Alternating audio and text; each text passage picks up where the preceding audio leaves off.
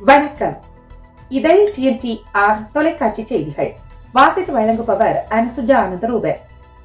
இன்றைய இலங்கை இந்திய உலக செய்திகளில் முக்கிய செய்திகளின் தொகுப்பாக இந்த செய்தி அறிக்கை. முதலில் இலங்கை செய்திகள். செய்திகளுக்கு அனுசரணை வழங்குவோர் இலக்கம் 2 ரியோ லூயிஸ் மிஷல் 94 ஷுவசிலுருவாவில் அமைந்துள்ள ஷே மம்மோ.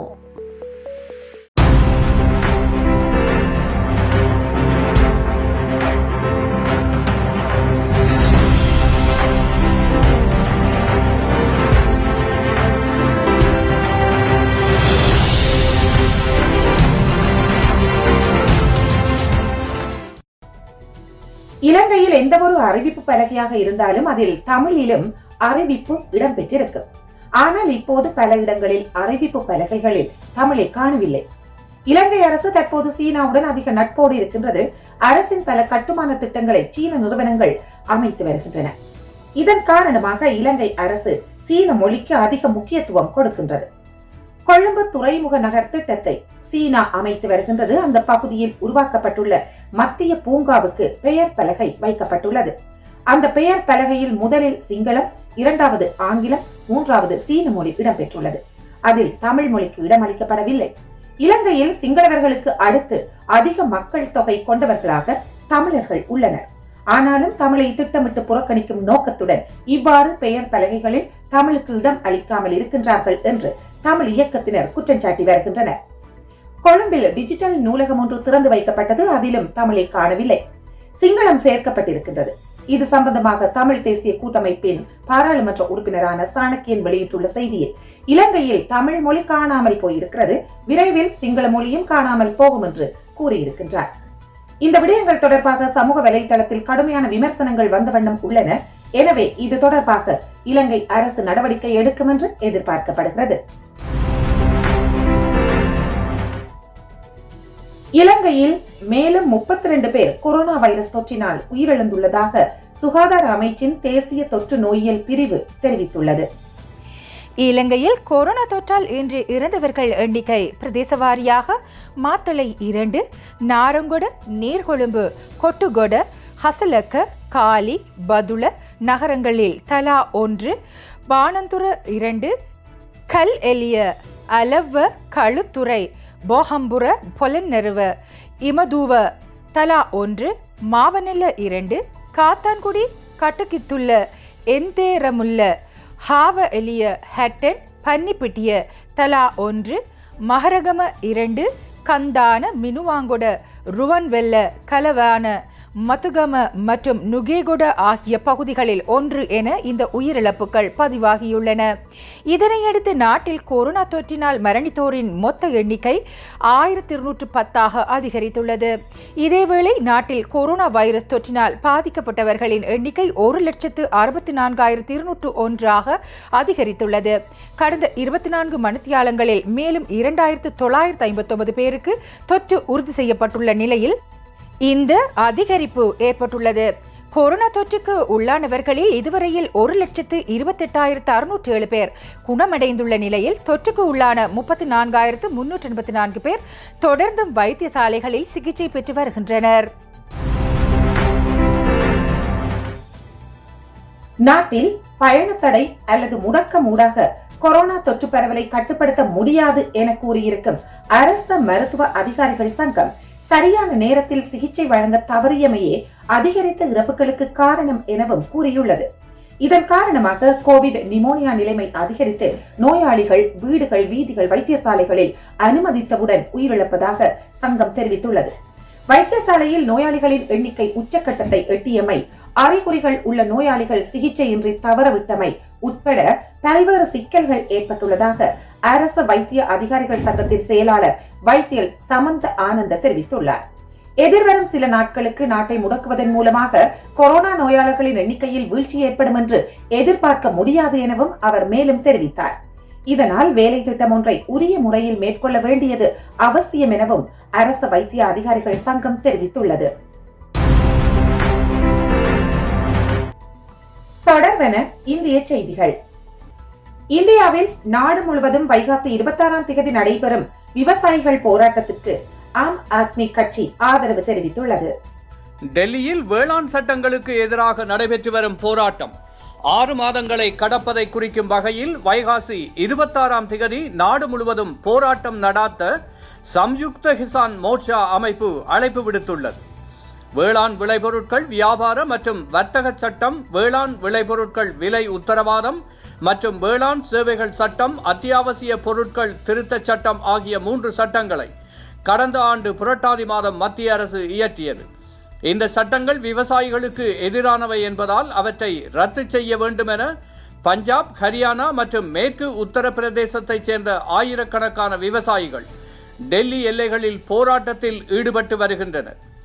இந்நிலையில் இந்த போராட்டம் 6 மாதங்கள் நிறைவு செய்வதை குறிக்கும் வகையில் நாடு முழுவதும் போராட்டம் நடாத்த திட்டமிடப்பட்டுள்ளது. இந்த அழைப்புக்கு திராவிட முன்னேற்ற கழகம், காங்கிரஸ், மதச்சார்பற்ற ஜனதா தளம், தேசியவாத காங்கிரஸ், திரிணாமுல் காங்கிரஸ், சிவசேனா, ஜார்க்கண்ட் முக்தி மோர்ச்சா, சமாஜவாதி, ராஷ்டிரிய ஜனதாதளம், மார்க்சிஸ்ட் கம்யூனிஸ்ட் கட்சி, ஜம்மு காஷ்மீர் தேசிய மாநாடு ஆகிய 12 எதிர்க்கட்சிகள் ஆதரவு தெரிவித்துள்ளன. அந்த வகையில் ஆம் ஆத்மி கட்சியும் விவசாயிகள் போராட்டத்திற்கு ஆதரவு தெரிவித்துள்ளது. இந்தியாவில் பரவி வரும் கருப்பு பூஞ்சையானது கண்காணிக்கப்பட வேண்டிய கொள்ளை தொற்றாக ஜம்மு காஷ்மீர் அரசு அறிவித்துள்ளது. பெருந்தொற்று நோய்கள் சட்டம் 1897 கீழ் கருப்பு பூஞ்சை பாதிப்பு கொள்ளை தொற்றாக அறிவிக்கப்பட்டுள்ளது. நாட்டின் பல்வேறு பகுதிகளில் மீகோமைகோசிஸ் எனப்படும் கருப்பு பூஞ்சை தொற்று பரவி வருகின்றது. கொரோனாவால் பாதிக்கப்பட்டவர்கள், கொரோனாவில் இருந்து மீண்டவர்கள், ஸ்டெராய்டு சிகிச்சை அதிகம் எடுத்துக்கொண்டவர்கள் ஆகியோரையே இந்த பூஞ்சை தாக்கி வருகின்றது. இந்த பூஞ்சை தொற்றை கண்காணிக்கப்பட வேண்டிய கொள்ளை தொற்றாக அறிவிக்க வேண்டும் என்று மாநிலங்கள் மற்றும் யூனியன் பிரதேசங்களை மத்திய அரசு கடந்த 2 தினங்களுக்கு முன் கேட்டுக்கொண்டது. அதன்படி தமிழகம், தெலுங்கானா, மத்திய பிரதேசம், உத்தரகாண்ட் உள்ளிட்ட சில மாநிலங்கள் கரும்பு பூஞ்சை தொற்றை கொள்ளை தொற்றாக அறிவித்தன. இந்த நிலையில் ஜம்மு காஷ்மீர் அரசும் இன்று கருப்பு பூஞ்சை தொற்றை கொள்ளை தொற்றாக அறிவித்தது. நீங்கள் கேட்டும் பார்த்தும் கொண்டிருக்கும் இதழ் TNTR தொலைக்காட்சி செய்திகளில் இனி தொடர்வன வெளிநாட்டு செய்திகள். ஷேமமோ அன்றாட வாழ்வின் அவசியங்கள் பல, ஆனால் அனைவரிடமும் அனைத்தும் உள்ளதா? இல்லை. உங்கள் அன்றாட வாழ்வின் உத்தியோகபூர்வ தேவைகளான photocopy, internet and scanning, internet, telephone calls, phone cards, phone accessories, money transfer and parcel service அனைத்துக்கும் ஷேமமோ ஸ்வாசி லுர்வா பகுதியில் இலக்கம் 2 rue Louis Michel 94 Choisy le Roi. ஷேமமோ. ஷேமமோ, உங்கள் தேவை எங்கள் சேவை. முதலில் பிரான்ஸ் செய்திகள். பிரபல பிரெஞ்சு யூடியூப் கலைஞர்கள் எலிசே மாளிகையில் மக்ரோனுடன் காணொலி 10 லட்சம் பார்வையாளர்களை எட்டுமா என்று பலரும் ஆவலுடன் எதிர்பார்க்கின்றனர். பிரான்சின் பிரபல யூடியூப் கலைஞர்களான இரட்டையர்கள் மெக்ஃப்ளை, கார்லிட்டோ இருவரும் அதிபர் எமானுவேல் மேக்ரோனுடன் இணைந்து அதிபர் மாளிகையில் படமாக்கிய யூடியூப் காணொலி வெளியாகி இருக்கின்றது. ஞாயிறு காலை 10 மணிக்கு இணையத்தில் வெளியாகிய காணொலி அரை மணி நேர இடைவெளிக்குள் 50,000க்கு மேல் பார்வையிடப்பட்டது. நாட்டின் அதிபருடன் இரட்டை கலைஞர்கள் நடத்தி வருகின்ற காணொலி போட்டியில் இது 2வது வீடியோவாகும். அதிபர் மேக்ரோனின் வேண்டுகோளின் பேரில் கொரோனா வைரஸ் தொடர்பாக நாட்டு மக்களை விழிப்பூட்டுகின்ற முதல் காணொலி பதிவை இரட்டையர்கள் இருவரும் கடந்த மாசியில் வெளியிட்டிருந்தனர். சமூக இடைவெளியை பேணுவதை வலியுறுத்தும் விதமாக அந்த காணொலி 10 லட்சம் பார்வையாளர்களை எட்டி சாதனை படைத்ததால் தங்கள் அடுத்த காணொலியை எலிசே மாளிகையில் மேக்ரோனுடன் இணைந்து படமாக்குவதற்கு அனுமதிக்க வேண்டும் என்று அவர்கள் பந்தயம் கட்டியிருந்தனர்.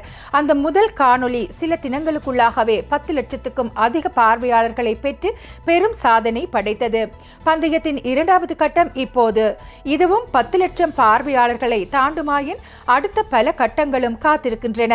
அதிபரின் செல்வாக்கை நிரூபிக்கும் விதமான இந்த 2வது போட்டியில் அதிகமான பார்வையாளர்களை எட்டி அவர் வெற்றி பெற்றால் மெக்ஃப்ளை, கார்லிட்டோ இருவருக்கும் ஒரு வெகுமதி காத்திருக்கின்றது. வரவிருக்கும் ஆனி 14ஆம் தேதி நாட்டின் சுதந்திர தின நிகழ்வின் போது சாகச அணிவகுப்பில் ஈடுபடும் போர் விமானம் ஒன்றில் அவர்கள் இருவரும் ஏறி பறக்க முடியும். அதிபர் மெக்ரோனும் அவரது அரசாங்கமும் தங்கள் கொள்கை முன்னெடுப்புகளை பிரபல சமூக வலைத்தளங்கள் ஊடாக மேற்கொண்டு வருவதை காண முடிகின்றது. புதிய தலைமுறையினருக்கு செய்திகளை சொல்வதற்கு யூடியூப், டிக்டாக், ட்விட்ச் போன்ற இளையோரை கவர்ந்த பிரபல சமூக வலைத்தளங்களை அரசு தலைவர்கள் பயன்படுத்தி வருகின்றனர். இனி பிரித்தானிய செய்திகள்.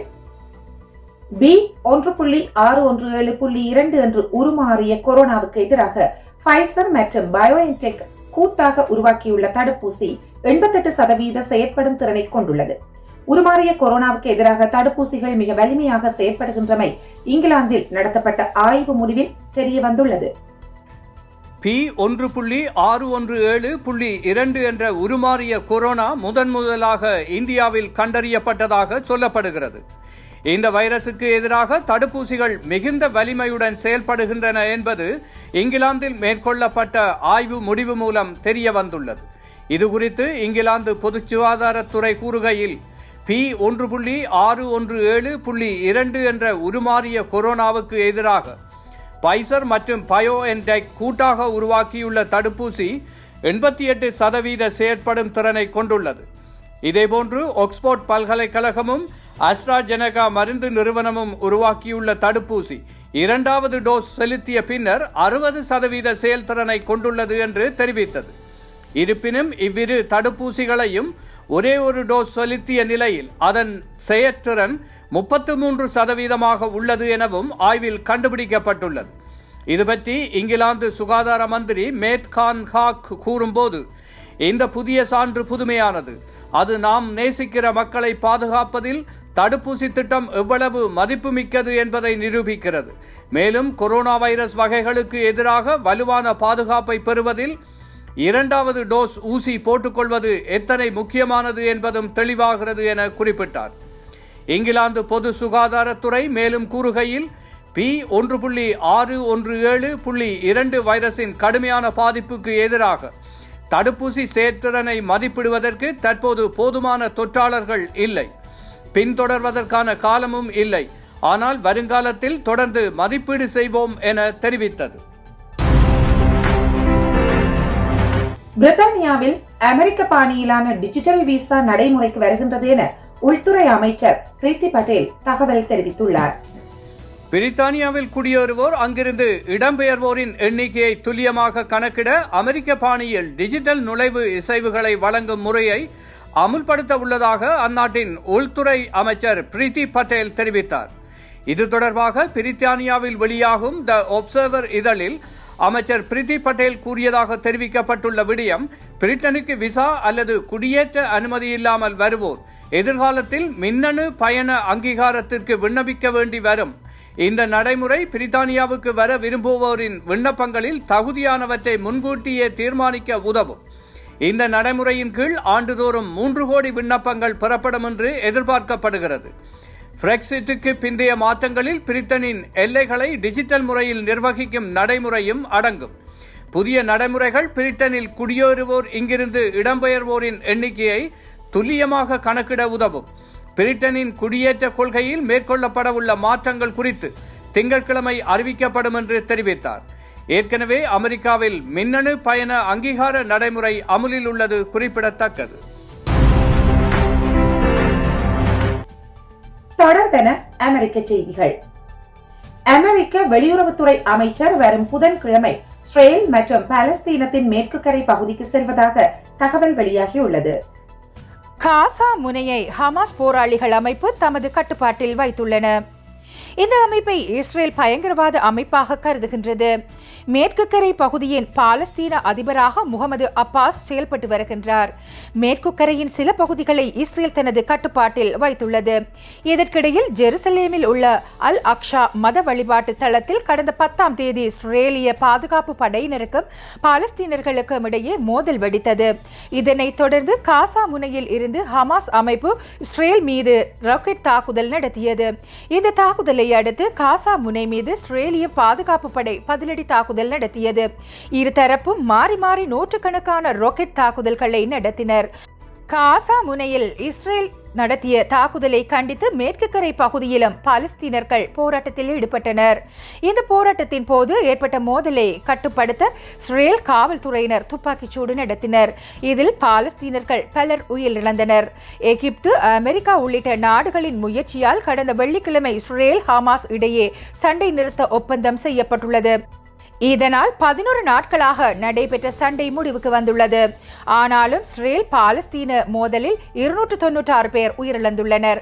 அதில் காசா முனையில் குழந்தைகள், பெண்கள் உட்பட 257 பேரும், மேற்குக்கரை பகுதியில் 27 பேரும், இஸ்ரேலில் 12 பேரும் உயிரிழந்துள்ளனர். இரு தரப்புக்கும் இடையே சண்டை நிறுத்த ஒப்பந்தம் செய்யப்பட்டுள்ள போதும் தொடர்ந்து பதட்டமான சூழ்நிலை நிலவி வருகின்றது. இந்நிலையில் அமெரிக்க வெளியுறவுத்துறை மந்திரி ஆண்டனி பிளிங்கன் வரும் புதன்கிழமை இஸ்ரேல் செல்ல உள்ளதாக தகவல் வெளியாகியுள்ளது. அதன்பின் வியாழக்கிழமை பாலஸ்தீனத்தின் மேற்கு கரை பகுதிக்கு செல்கின்றார். இந்த பயணத்தின் போது இருதரப்பு தலைவர்களையும் சந்தித்து பதட்டத்தை குறைக்க பேச்சுவார்த்தை நடத்துவார் என்று தகவல் வெளியாகியுள்ளது. இந்த பயணத்தின் போது ஆண்டனி பிளிங்கன் எகிப்து மற்றும் ஜோர்தான் ஆகிய நாடுகளுக்கும் பயணம் மேற்கொள்ளலாம் என்று தகவல் வெளியாகியுள்ளது. இஸ்ரேல் ஹமாஸ் இடையிலான மோதல் கடந்த சில நாட்களுக்கு முன் முடிவுக்கு வந்துள்ள நிலையில் அமெரிக்க வெளியுறவுத்துறையின் இந்த பயணம் மிகவும் முக்கியத்துவம் வாய்ந்ததாக கருதப்படுகின்றது. அமெரிக்கா உள்ளிட்ட 6 வல்லரசு நாடுகளுக்கும் ஈரானுக்கும் இடையே கடந்த 2015ஆம் ஆண்டில் அணுசக்தி ஒப்பந்தம் கையெழுத்தானது. இந்த ஒப்பந்தத்தில் குறைபாடுகள் உள்ளதாக கூறி வந்த அமெரிக்காவின் முன்னாள் அரசு தலைவர் ட்ரம்ப் இந்த ஒப்பந்தத்தில் இருந்து விலகுவதாக கடந்த 2018ஆம் ஆண்டு வைகாசி மாதம் அறிவித்தார். இந்த விடயத்துக்கு பதிலடியாக அணுசக்தி ஒப்பந்தத்தில் உள்ள முக்கிய நிபந்தனைகளை ஈரான் படிப்படியாக புறக்கணித்தது. அதன் ஒரு பகுதியாக ஐநாவின் சர்வதேச அணுசக்தி முகாமையைச் சேர்ந்த கண்காணிப்பாளர்கள் ஈரானின் அணுசக்தி மையங்களில் மேற்கொண்டு வரும் கண்காணிப்பை கட்டுப்படுத்தும் நடவடிக்கைகளை ஈரான் ஏற்கனவே நடைமுறைப்படுத்தியுள்ளது. இந்த நிலையில் சர்வதேச கண்காணிப்பாளர்கள் இனி ஈரானின் அணுசக்தி மையங்களின் புகைப்படங்களை பெற முடியாது என ஈரான் அரசு அறிவித்துள்ளது. இது குறித்து ஈரான் நாடாளுமன்றத்தின் செய்தி தொடர்பாளர் முகமது பாகர் ஹலிவாப் கூறுகையில், அணுசக்தி ஒப்பந்தத்தின் நிபந்தனைகளை புறக்கணிப்பதன் ஒரு பகுதியாக சர்வதேச அணுசக்தி முகாமைக்கு இனி ஈரானின் அணுசக்தி மையங்களின் புகைப்படங்களை அணுக உரிமை இல்லை என அறிவிக்கப்படுகின்றது என்றார். முன்னதாக அணுசக்தி ஒப்பந்தத்தின் நிபந்தனையின் கீழ் சர்வதேச அணுசக்தி முகமை தனது அதிநவீன கண்காணிப்பு கேமராக்கள் மூலம் தினமும் ஈரானின் அணுசக்தி மையங்களில் நூற்றுக்கணக்கான புகைப்படங்களை எடுத்து பகுப்பாய்வு செய்து வந்தது குறிப்பிடத்தக்கது. அமெரிக்காவில் வீட்டு கொண்டாட்ட நிகழ்ச்சி ஒன்றின் போது மர்ம நபர் ஒருவர் நடத்திய துப்பாக்கிச் சூட்டில் 2 பேர் பலியாகினர், 12 பேர் காயமடைந்தனர். இது தொடர்பாக நியூ ஜெர்சி மாகாண காவல்துறையினர் கூறும்போது, தெற்கு ஜெர்சியில் உள்ள ஃபேர்ஃபீல்ட் டவுன்ஷிப் பகுதியில் வீடு ஒன்றில் சனிக்கிழமை இரவு கொண்டாட்ட நிகழ்ச்சிக்கு ஏற்பாடு செய்யப்பட்டிருந்தது. அந்த நிகழ்ச்சியில் சுமார் 100 தம்பதிகளும் இளைஞர்களும் கலந்து கொண்டனர். அப்போது மர்ம நபர் திடீரென துப்பாக்கிச் சூடு நடத்தினார். அதில் ஒரு பெண் உட்பட 2 உயிரிழந்தனர், 12 பேர் காயமடைந்தனர். காயமடைந்தவர்களுக்கு மருத்துவமனையில் சிகிச்சை அளிக்கப்பட்டு வருகின்றது. துப்பாக்கிச் சூடு நடத்திய நபர் குறித்து தொடர் விசாரணை நடத்தப்பட்டு வருகின்றது என்றனர். துப்பாக்கிச் சூட்டு சம்பவம் தொடர்பான விசாரணையை துரிதப்படுத்துமாறு நியூ ஜெர்சி மாகாண ஆளுநர் ஃபீல் மொர்ஃபி அதிகாரிகளுக்கு உத்தரவிட்டுள்ளார். அமெரிக்காவில் துப்பாக்கிச் சூட்டு சம்பவங்கள் அண்மை காலமாக அதிகரித்து வருகின்றமை குறிப்பிடத்தக்கது. Pour tout besoin tel que photocopie, impression, internet, téléphonique, carte SIM, accessoires pour téléphone, transfert d'argent ainsi que service de livraison de colis. Rendez-vous immédiatement à Chez Maman, aux 2 rue Louise Michel, 94 600, Choisy-le-Roi. Chez Maman, உங்கள் தேவை எங்கள் சேவை.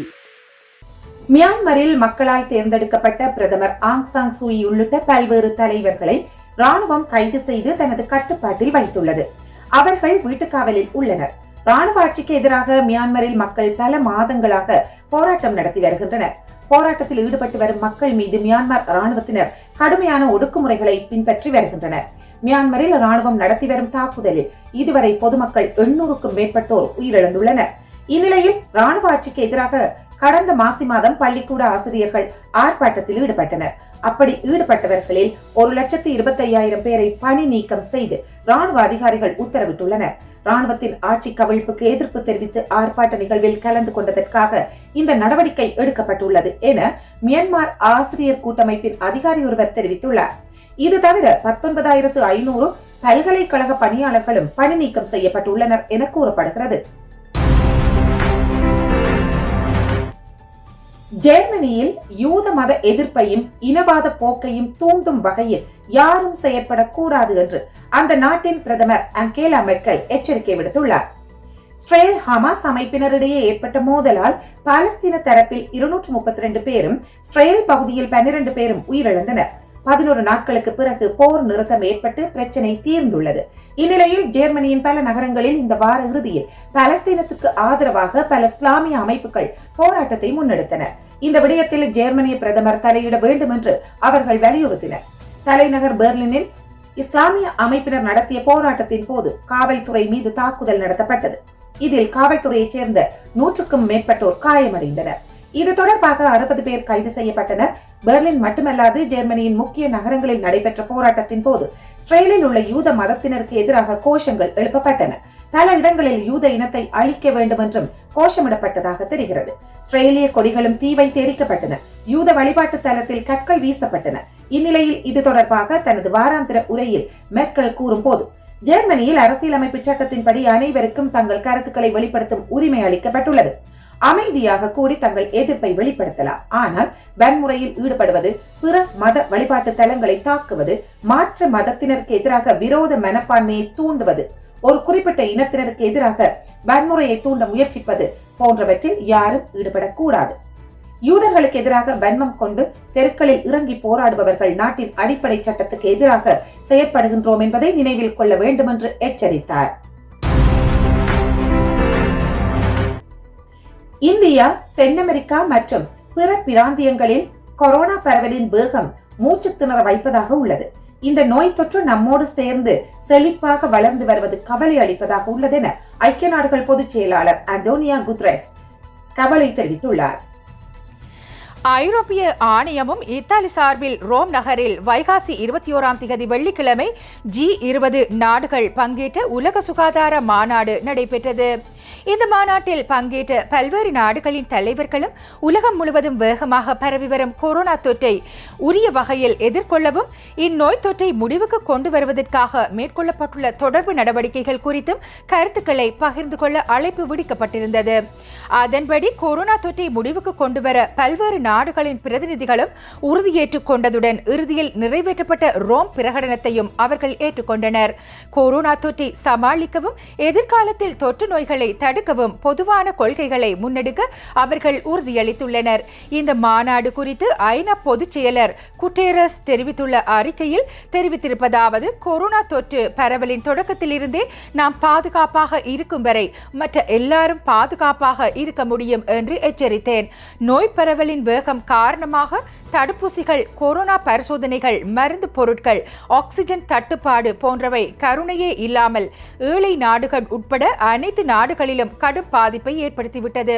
குறிப்பாக India, தென் America மற்றும் அதன் பிராந்திய நாடுகளில் corona தொற்றின் வேகம் மூச்சு திணற வைப்பதாக உள்ளது. இந்த தொற்று நோய் நம்முடனே இருந்து செழிப்பாக வளர்ந்து கொண்டிருக்கின்றது. ஒன்று மட்டும் தெளிவாக இருக்கட்டும், நாம் கொரோனா தீநுண்மியுடன் போராடி வருகின்றோம். நீங்கள் தீநுண்மிக்கு எதிரான போரில் ஈடுபட்டிருந்தால் அவற்றை அழிப்பதற்கான தடுப்பூசிகளுக்கும் மற்ற மருந்து பொருட்கள் என்ற ஆயுதங்களை வாங்குவதற்காகவும் தான் உங்கள் பொருளாதாரத்தை பயன்படுத்த வேண்டும்.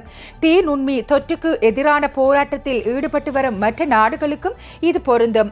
இதற்குள் உலகம் முழுவதும் 170 மில்லியன் அளவுக்கு கொரோனா தடுப்பூசிகளை நாம் செலுத்தி இருக்க வேண்டும்.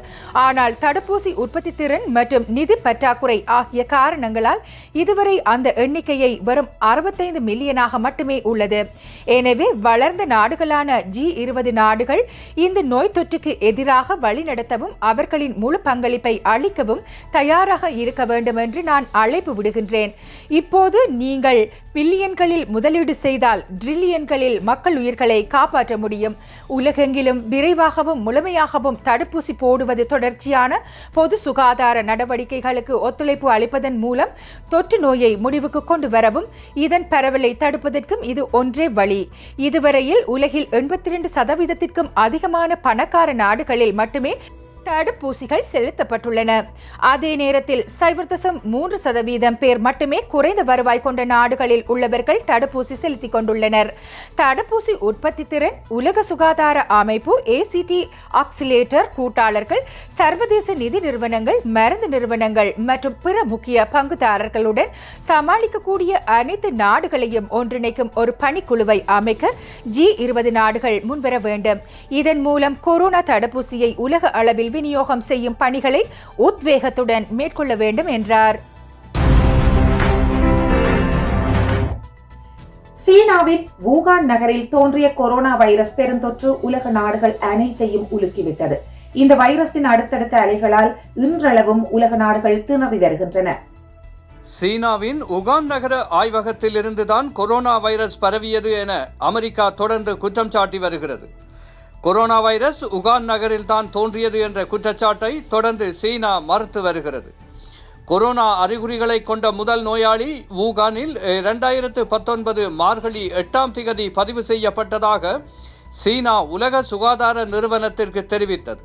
இந்நிலையில் கொரோனா தொற்று குறித்து சீனா அறிவிப்பதற்கு முன்னரே அதன் வூகான் நகர வைராலஜி ஆய்வக விஞ்ஞானிகள் மருத்துவ உதவியை நாடியதாக அமெரிக்க உளவுத்துறை அறிக்கையை மேற்கோள் காட்டி வால் ஸ்ட்ரீட் ஜேர்னல் செய்தி வெளியிட்டுள்ளது. சீனாவின் உகான் இன்ஸ்டிடியூட் ஆஃப் வைராலஜி என்ற ஆய்வகத்தின் பல ஆராய்ச்சியாளர்கள் 2019 நவம்பரில் நோய்வாய்ப்பட்டு மருத்துவமனையில் அனுமதிக்கப்பட்டிருக்க வேண்டும் என்ற ஒரு அமெரிக்க உளவுத்துறை கூறியதாக அந்த செய்தியில் தெரிவிக்கப்பட்டுள்ளது. கொரோனா தொற்று குறித்து சீன அரசு தகவலை வெளியிடுவதற்கு முன்பாக சீனாவின் உகான் இன்ஸ்டிடியூட் ஆஃப் வைராலஜியின் 3 ஆராய்ச்சியாளர்கள் 2019 நவம்பரில் மருத்துவமனையில் சேர்க்கப்பட்டு உள்ளனர். அந்த ஆய்வகத்தில் இருந்த எத்தனை விஞ்ஞானிகள் பாதிக்கப்பட்டனர், தொற்று பரவிய நேரம் உள்ளிட்டவை குறித்து அமெரிக்க உளவுத்துறை அறிக்கையில் தெரிவிக்கப்பட்டுள்ளது. அதன் அடிப்படையில் அந்த ஆய்வகத்தில் இருந்துதான் கொரோனா வைரஸ் வெளியே பரவியிருக்கலாம் என்ற சந்தேகம் மீண்டும் வலுத்துள்ளது. கொரோனா எப்படி பரவியது என உலக சுகாதார அமைப்பு அடுத்த கட்ட விசாரணையை தொடங்க உள்ள நிலையில் இந்த செய்தி பரபரப்பை ஏற்படுத்தியுள்ளது. சீனாவில் திடீரென பெய்த ஆலங்கட்டி மழை மற்றும் வேகமான காற்றில் சிக்கி ஓட்டப்பந்தய வீரர்கள் 21 பேர் உயிரிழந்தனர். வடமேற்கு சீனாவில் உள்ள கன்ஷு மாகாணத்தில் மலைப்பகுதியில் 100 கிலோமீட்டர் தொலைவு மாரத்தான் போட்டி சனிக்கிழமை நடைபெற்றது. இதில் பங்கேற்ற 172 பேரில் 21 பேர் இந்த திடீர் வானிலை மாற்றத்தில் சிக்கி உயிரிழந்ததாக அரசு செய்தி நிறுவனம் தெரிவித்துள்ளது. சம்பவ இடத்தில் நடைபெற்ற மீட்பு பணி ஞாயிற்றுக்கிழமை நிறைவடைந்த நிலையில் உயிரிழந்த 21 பேரின் உடல்களும் மீட்கப்பட்டுள்ளதாக மீட்பு பணி தலைமையகம் தெரிவித்துள்ளது. போட்டியில் பங்கேற்ற மற்ற 151 பேரில் 8 பேருக்கு சிறிய காயங்கள் ஏற்பட்டு மருத்துவமனையில் சிகிச்சை பெற்று வருகின்றனர். மற்ற அனைவரும் பாதுகாப்பாக உள்ளதாக தெரிவிக்கப்பட்டுள்ளது. போட்டி தொடங்கும் போது வெயில் இருந்தது. உள்ளூர் நேரப்படி பிற்பகல் 1 மணியளவில் திடீரென ஆலங்கட்டி மற்றும் உறை பனி மழையும் வேகமான காற்றும் வீச தொடங்கியது. இதில் போட்டியில் பங்கேற்ற வீரர்கள் நிலை குலைந்தனர் என மீட்பு பணியில் ஈடுபட்ட குழுவினர் தெரிவித்தனர். உள்ளூர் காலநிலையில் திடீரென ஏற்பட்ட மாற்றத்தால் இந்த சம்பவம் நிகழ்ந்துள்ளது. இருப்பினும் காரணம் குறித்து மேலும் ஆராய்வதற்காக ஒரு விசாரணை குழு அமைக்கப்பட்டுள்ளது. நிகழ்ச்சியை ஏற்பாடு செய்தவர்கள் என்ற வகையில் ஆழமான குற்ற உணர்ச்சியையும் வருத்தத்தையும் உணர்கின்றோம். உயிரிழந்தவர்களின் குடும்பத்தினருக்கு ஆழ்ந்த இரங்கலை தெரிவித்துக் கொள்கின்றோம் என பெயின் நகர மேயர் சாங் சுச்ஹென் தெரிவித்துள்ளார். இத்துடன் இதழ் TNTR தொலைக்காட்சியின் இன்றைய செய்தி அறிக்கை நிறைவடைகின்றது. மீண்டும் வியாழக்கிழமை நமது செய்தி அறிக்கை உங்களை நாடி வரும். செய்தி வாசிப்பில் என்னோடு வாசித்தளித்தவர்கள் கர்ணன் சின்னத்தம்பி மற்றும் ஜெயதர்ஷினி சிவசங்கர். செய்தி சேகரிப்பில் பிரதான செய்தி சேகரிப்பாளராக ரவிசக்தி ரவிச்சந்திரன் மற்றும் பாரிஸ் செய்திகளுக்காக குமாரதாசன் கார்த்திகேசு. இவர்களுக்கு நன்றி கூறி விடைபெற்றுக் கொள்வது அனுசுஜா ஆனந்தரூபன். நன்றி, வணக்கம் நேயர்களே. செய்திகளுக்கு அனுசரணை வழங்குவோர் இலக்கம் 2 ரியோ லூயிஸ் மிஷல் 94 600 ஷுவர்சிலுருவாவில் அமைந்துள்ள ஷே மம்மோ.